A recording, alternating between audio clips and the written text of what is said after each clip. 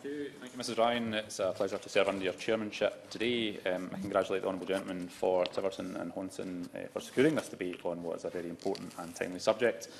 I certainly always welcome the opportunity to debate housing and house building, and I'll try in the course of my remarks to focus actually more on social housing and affordable housing, which I'm glad to see the Labour Party are doing in some respect as well. From the outset, I would say that the most important thing about housing policy is ensuring that we have an adequate supply of safe housing, which is what the SNP Scottish Government is doing. As the MP for Glasgow's East End, I'm particularly proud to follow in the footsteps of the late, great John Wheatley, who served my constituency as the MP for Glasgow-Shettleston from 1922 to 1930. When being appointed Health Minister by the Prime Minister Ramsay MacDonald, John Wheatley sought to bring forward legislation to tackle the social housing crisis at the time. The Act would famously become known as the Wheatley Housing Act and allowed central government to provide subsidies to build public housing. As a result of Wheatley's Housing Act, and by 1933, over 500,000 council homes had been built in the UK. And Wheatley's housing legacy still lives on today, and I'm delighted that Parkhead Housing Association in my constituency, which is celebrating its 40th anniversary this year, will once again be hosting the John Wheatley Lecture delivered by Dame Eilish Angelini QC, which I'll be proud to introduce. But I mentioned that this debate is timely, and I've touched on that in my intervention to the honourable gentleman earlier in the debate, because last week the leader of the Scottish Conservative and Unionist Party, Ruth Davidson, suggested that the Scottish Government should build more new towns and council houses in Scotland to ease the country's housing shortage. And I'm afraid that I was not alone in being taken aback by the sheer rank hypocrisy of a Conservative politician lecturing us on the need to invest more in social housing, not least because it was a Conservative government under the stewardship of Margaret Thatcher, which sold off vast swathes of social housing. Worse still, the social housing stock was not replaced, which has left Generation Y struggling to get into housing, social housing, and it squeezed them into the hands of the private sector. Before moving on to the substance of today's debate title, it would be remiss of me not to highlight the excellent work being undertaken by the Scottish Government to build good, quality, affordable housing in our communities. Because I mentioned the mismanagement of our housing stock by the government of the 1980s, and I'm afraid that the initial delivery of devolution didn't vastly improve housing under the first Labour Lib Dem administration. Since 2007 and under the SNP, house building has come on leaps and bounds, with over £590 million available this funding year to increase the supply of affordable homes across Scotland, an increase of £18 million compared to 2016-17. From that, all 32 councils will share £422 million to deliver more affordable homes in the local communities. But due to our action, we've maintained higher build rates and lower price inflation, unlike the situation here in England. And if we had built at English rates since 2007, we would actually have around 20,000 less affordable new build homes. In 2009-10, we introduced council house building, and since then we've delivered over 7,500 council homes.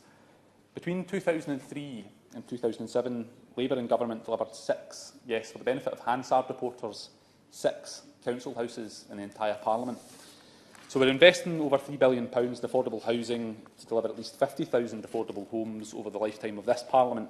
That's a 76% increase in our previous 5-year investment. 35,000 of the 50,000 target will be for social rent. That's a 75% increase in our previous social rented target. And the reason I mention this is that a huge amount of the debate today has been focused on the private sector, but I'd like, in my capacity as the third-party representative from the SNP, to try and bring Westminster back to looking at our investment in social housing as well. We're determined to increase and accelerate housing supply across all tenures and support the industry and local authorities to deliver their housing priorities with quality homes and mixed communities that fit local needs. More Homes Scotland includes a new mid-market rent offer to alternative properties, a further option to help deliver the 50,000 target. And we increased housing subsidies by up to £14,000 for social and affordable homes for rent by delivering with councils and RSLs. But in preparing for today's debate, I was quite pleased to come across the Scottish Housing Regulator's national report on Scottish Social Housing Charter, which states that the average satisfaction with the quality of homes has increased for RSL tenants to 88%. And at this juncture, I'd like to pay tribute to CCG, based in my constituency, which provides the kind of kit homes that we saw built in the Kilmarnock area of Glasgow for the Commonwealth Games. That's 700 homes that were put together in the matter of about a year or two. So whilst the Conservatives and Ruth Davidson will sit polishing their brass necks and giving us lectures on investment in housing and building new communities, we'll get on with the job of building communities and homes for the people of Scotland.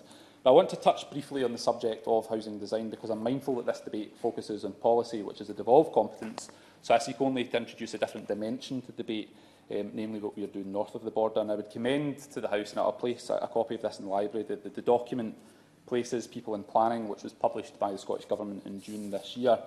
I know that colleagues in the Scottish Parliament will be today announcing the programme for government, and I would expect that there might be something in terms of new planning legislation, which I think is long overdue and welcome.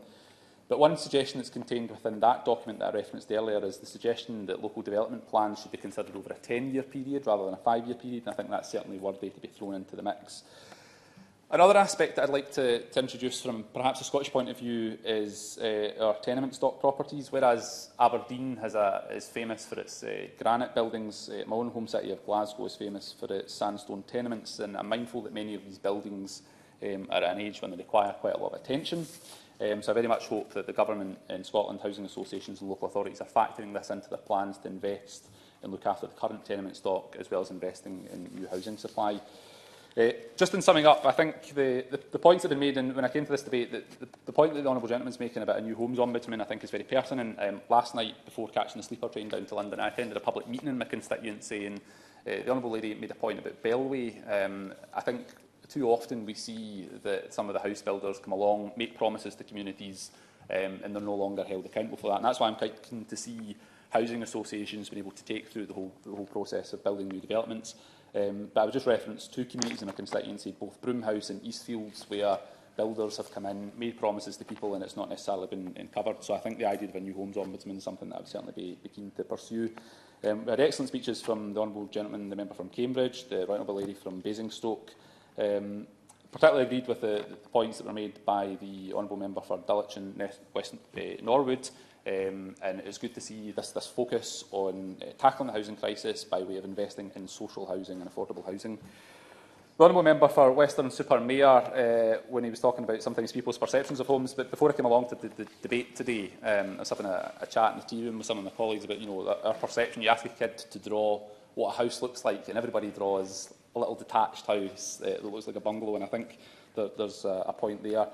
The whole point about building up and not out, absolutely worth looking at. As a new member here, I am now looking at moving into a flat. I've been going around various parts in London and actually interesting to see more developments where it's going up and not out, which is not necessarily the case in my own constituency in Glasgow. The Honourable Member in Whitney spoke about, again, looking up. I would very much encourage him to come to Glasgow because we're a city that's renowned for looking up to the architecture that we've got there. The Honourable Gentleman for Strangford, I pay tribute to his work in terms of what he does with APPG on healthy homes and buildings. And yeah, I think I just want to conclude by saying that today's debate, I started talking about the legacy of John Wheatley. I'm confident that in Scotland we're working towards tackling the legacy of a lack of investment in housing. But I would finish with a word of advice for colleagues here in England. I think we need to look at abolishing the right to buy. I know it's not popular in this Parliament, but it's something that we did a couple of years ago, and we are seeing that it is bearing fruit in Scotland. It is very, very difficult to build more homes, get people into social housing when you sell off that social housing, and it's a conversation that I think colleagues in this building need to have. I think ultimately what we need to do is identify a new John Wheatley.